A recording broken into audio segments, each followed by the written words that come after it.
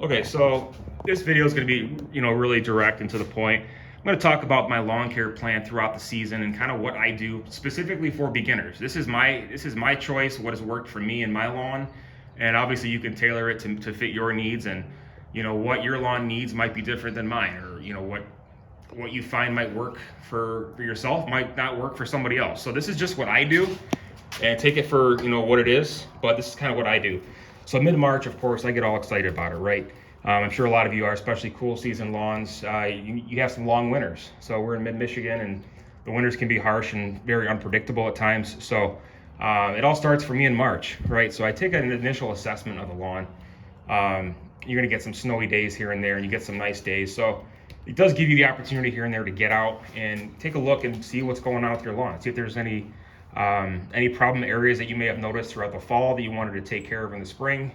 Just take a look around and see what you can find. You'll be surprised at what you're really finding by really walking around and looking at it. So I always start with that assessment, and then I look at the lawnmower, right? I look at to see what issues they're having with it, if there's any maintenance that's needed, any new blades, if they need sharpening, of course, oil changes, overall tune-up, right? You want to make sure it's running in tip-top shape. So operating at optimal conditions. So carb cleaning if it needs it. Obviously older ones are probably gonna need a lot more of this than some of the newer ones, but if you're a stickler for maintenance, this is gonna be for you too. So checking the plugs, the filters, and then those are pretty obvious. But as far as the deck adjustments, right? So this is something a lot of people don't think about, but it can impact the integrity of the cut. So you want to make sure that the deck right here is going to be at the very front of it is going to be in line with the other side.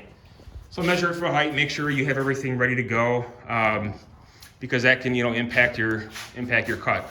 Want to make sure the tires are good to go as well, and just everything that can be maintained on it, right? You want to make sure you have fresh fuel in there, or whatever the case may be. If you have fuel stabilizers, whatever you want to do, but make sure it's maintained, right? So then you always want to look at the temperatures. Soil temperatures need to be above 32 degrees if you plan on adding any kind of fertilizer late March.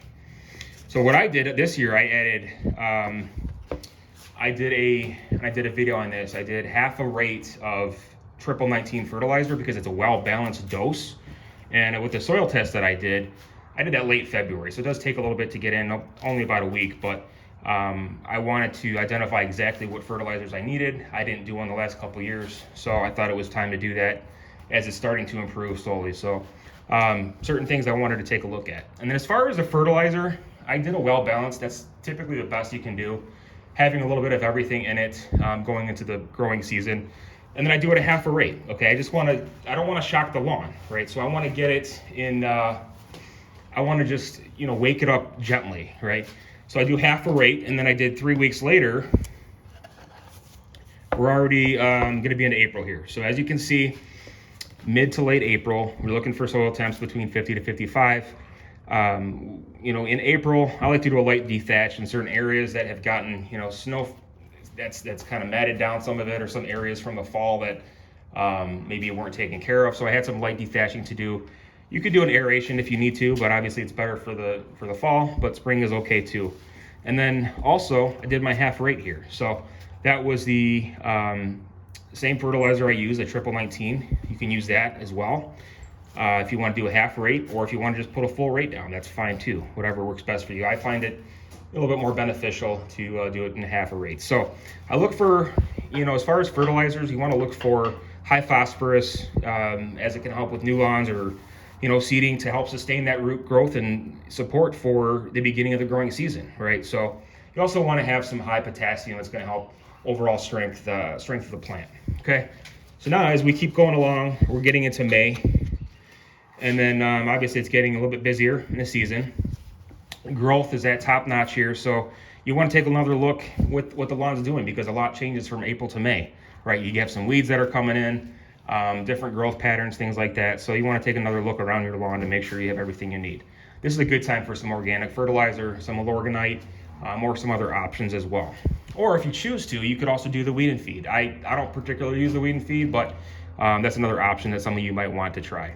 And then post-emergent spot treatment, of course. So this is the time when crabgrass is going to start to thrive. So you want to take a look along the lawn and treat any of those that you haven't done if you haven't done a pre-emergent, right? So the pre-emergent would kind of come in here. I forgot to put that down, but that's where that would go. Or if you want to do any kind of seeding. But if you're going to be seeding, you don't want to add a pre-emergent to that. So a lot of people like to do the May application around Memorial Day, but mid to late May is typically the range for that, okay? So now we're going into June, and summer months are kind of tricky. You get a lot of heat stress, a lot of humidity, high temperatures. It can cause a lot of stress on the lawn. You get a lot of brown spots, and watering can sometimes be hard to keep up with. But I don't like to do too much fertilizer in the spring, especially June, July, August. I like to do the biostimulant package, where you like to add a lot of the micros, right? So some kind of soil amendments, humic acids.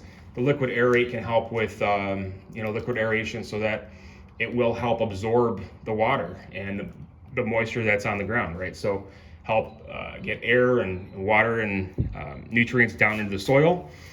And then I like to do liquids, so I do a well-balanced supply of granular and liquids. You can add some other sea kelp. Those things are also great for the soil. Worm castings, worm tea. There's tons of videos on that. And just adding organic matter. Nothing that's going to be too harsh, too chemical, too harsh of a chemical, I should say, for seasons when it's starting to take a toll on the lawn. So that's something I do. And if you do want to use a granular, you can do. There's lots of different choices you can use, but you want to have something with high potassium in it for overall strength going into summer to protect against drought. Okay, so we're into July, and a lot of people like to do fertilizers around the holidays, right? So you have your Memorial Day in May, and then you have your Independence Day, 4th of July. There's an application for that. Summer fertilizer, if desired, is now a good time to check your blades, check the deck again, check to make sure you have everything you need, it's well maintained, because this is when you're going to be obviously in the middle of the season, right? So you want to make sure it's at its peak performance. And as we get into August, August can be kind of tricky because you can still get lots of hot days, of course. Typically the hottest month of the year. And I do a fall assessment, so I kind of take a look around and see, hey, you know what? Do I want to aerate? Do I need to overseed? Just to get that ready to go in my head to plan for the next couple weeks, right? So if you are going to use any kind of overseeding, you want to make sure that you have, if you do need the aeration or dethatching, and then you can overseed, slowly cut back on cutting it a little bit lower, and then add some compost, right? So that's always great for the soil, especially when you're going to be overseeding. And then if you are using a fertilizer, starter fertilizer is the way to go. So as we're getting into September, it's starting to get, beginning of fall, right? So what I'm going to plan on doing is adding some urea or ammonium sulfate. I haven't figured out what I wanted. I know my lawn was a little bit low in sulfur, and the ammonium sulfate has ample supply of sulfur in it. So I might go with that, but that does alter the pH a little bit. So depending on where you're at on the scale, this is why a soil test is so important, because you can plan for all these events, and depending on where your lawn is, you're going to know where you're deficient and where you may need some help. So, and then also fall weed and feed. I've done that I think last year, or I didn't do a weed and feed, but you can do that as well. You want to make sure if you're going to do it, you're going to do it early enough in September around Labor Day, so that the soil temperatures haven't cooled down too much yet. So it's going to really be most effective then. Okay. October. So October, everybody wants to have Halloween dominance, right? So this is a great time to add any kind of liquid iron to keep it, maybe some color that you've lost throughout some of the summer months. Some liquid iron's a great option. And then you want something with some high phosphorus to help stimulate and maintain that root growth, right, before you head into some of the harsh months of winter. And then, of course, you're going to think about winterizing your irrigation system. That's pretty standard. And then really, that's it. So now it takes us to the end, right? So now we're in November. A lot of people like to cut around Thanksgiving.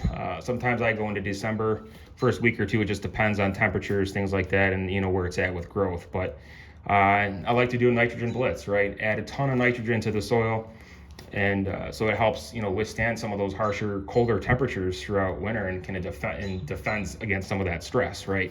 Also, when you do that, you add another application of high nitrogen fertilizer. It's going to help your lawn green up a lot faster than your neighbors, and so have early spring recovery, which I've noticed a significant impact on that on my lawn. So it's greened up a lot faster than a lot of neighbors. So that's pretty much it. But I just wanted to go over that with you. Let me know what you guys have used. Obviously, I kind of stick to this for the most part. Sometimes I alter it depending on how the season's going, but that's it. So please be sure to like and subscribe if you haven't already. Stay tuned for some more lawn care videos, and I hope to see you soon. Thanks, guys.